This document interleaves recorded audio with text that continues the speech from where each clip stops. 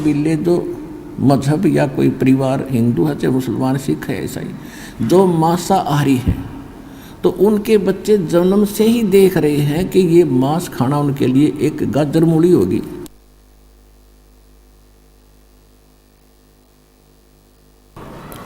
तो उनको पता ही नहीं उन बच्चों को ये पाप भी है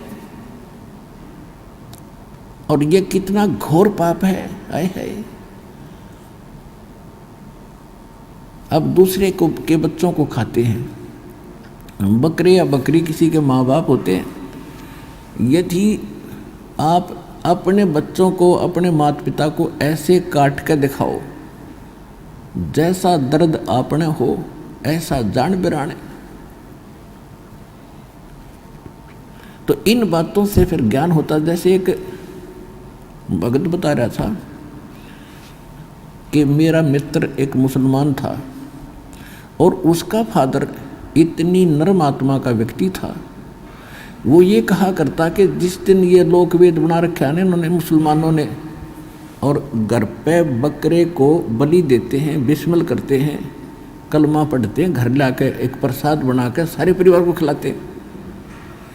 तो जब वो उसको ज़बह करते थे, काटते हैं ना, वो घर से निकल जाया करता, वह मेरे से देखा नहीं जाता। और खाना तो मजबूरी, वो प्रसाद बना दिया कि प्रसाद बन गया भी।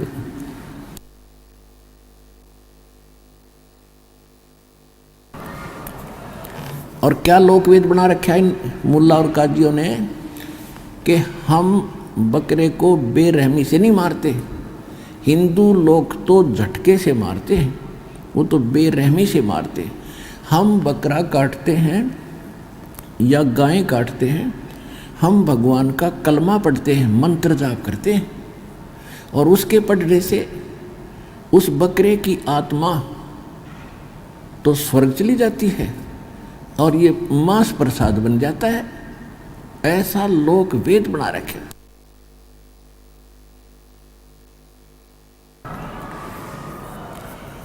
तो इस सूक्ष्म वेद में बताया है कि हे मुल्ला या काजी, जय या रू तन भीष्ट पठाई तो कर तदबीर कबीला भाई। ओए होए, यदि आपके इस फार्मूले से इस बकरे की आत्मा को यदि स्वर्ग मिल जाता है, भीष्ट मिलती है, तो भाई अपने परिवार के सदस्य ने भेज कर दिखा दे, इस तरह से कलमा पढ़ कर नाड़ काट के गर्दन काट दे, जब जानो तेरे फार्मूला सही है।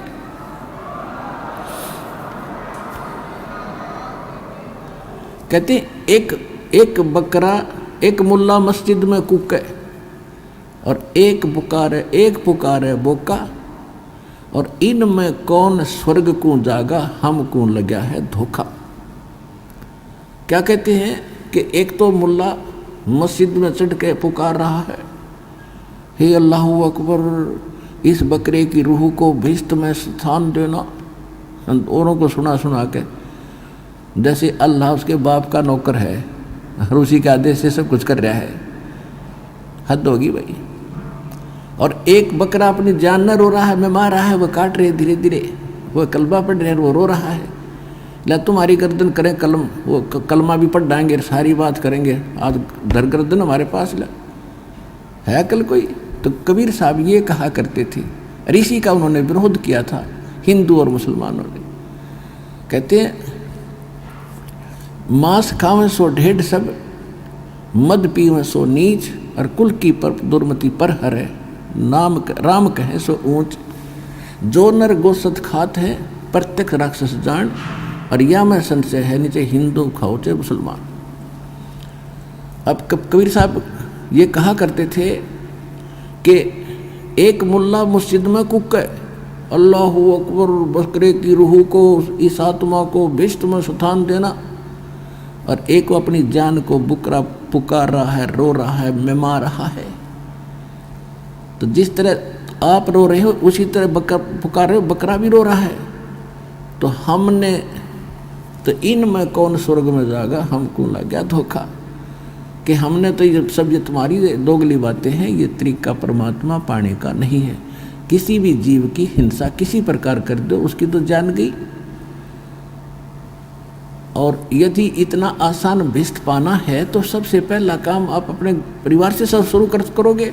अब एक छोटी सी बात है, जैसे किसी कोई मंत्री को कोई प्लाट अलॉट करने का और बढ़िया जगह थोड़े पैसों में और घड़ी कीमत का प्लाट मिलता हो तो वो दूसरों का नंबर ना दे, पहले अपने रिश्तेदारों को, अपने घर के सदस्यों को और मित्र प्यारों को उनको अलॉट करे। बकरों का नंबर कौन आने दे? अरे ये स्वर्ग ऐसा स्थान जिसको बहुत अच्छा मानते हो, अरवानों को बकरे ने भेज दिया, हम तो यही ठीक है, और भक्ति करो भिष्ट पाने के लिए। तो तुम्हारी कथनी और करनी में दिन रात का अंतर है। तो इस प्रकार हमने ये मांस आहार करना नहीं चाहिए, ये पाप महापाप।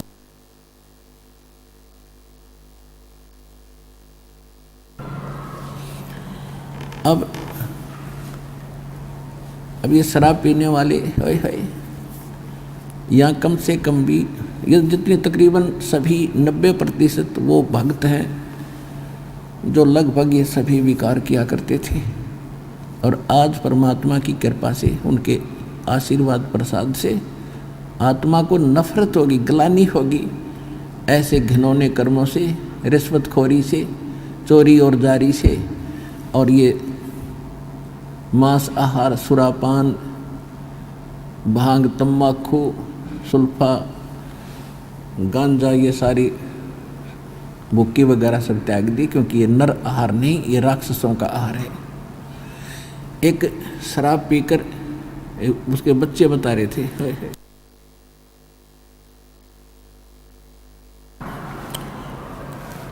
छोटे छोटे बच्चे रो रहे सत्संग में। जब दास गांव में घर घर में सत्संग करने जाता था, ज़्यादा समय भक्तों से मिलने का, चर्चा करने का मिलता था, उनके दुख जानने का अधिक समय मिलता था।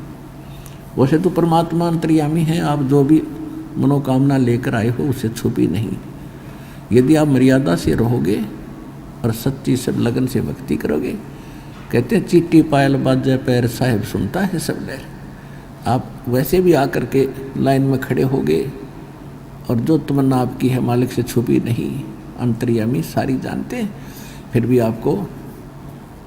भी हम जैसे एक दूसरे से कहते हैं तो आत्मा थोड़ी सी शांत होती है।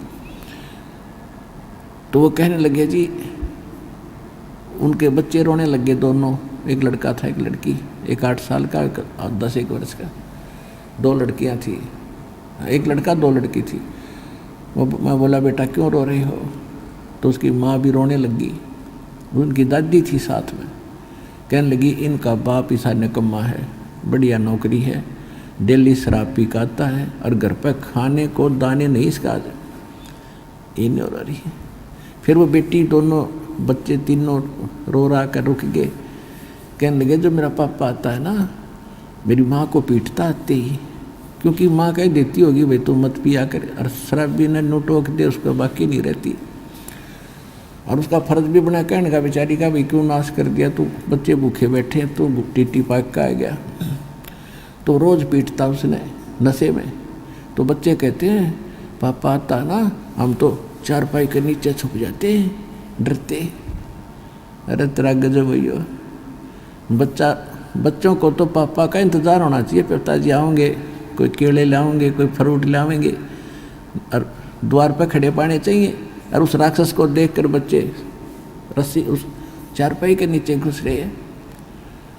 तो पुण्यात्माओं, धीरे धीरे फिर मालिक की दया हुई, उसने भी दीक्षा ली, नाम ले लिया, बुराई छोड़ दी। कुछ ही दिनों के बाद उसके घर में सारी चीज़ होगी, मोटरसाइकिल खरीद ली। अब बच्चे कहाँ तो उससे डरा करते थे, कहाँ इंतज़ार करते पिताजी कुछ फल लेकर आ रहा होगा।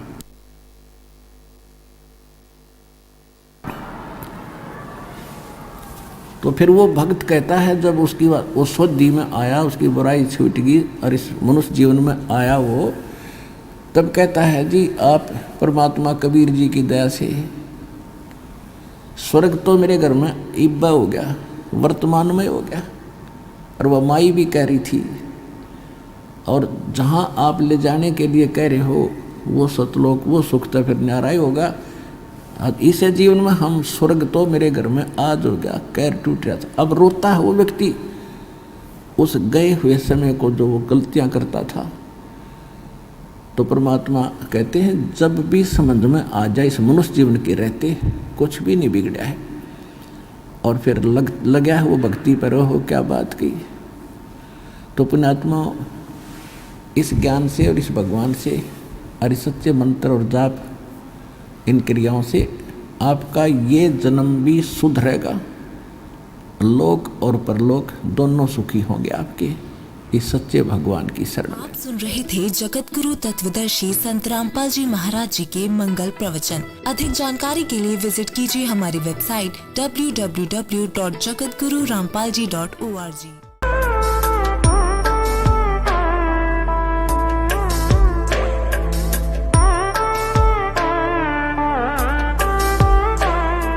Subscribe now and press the bell icon. Never miss an update.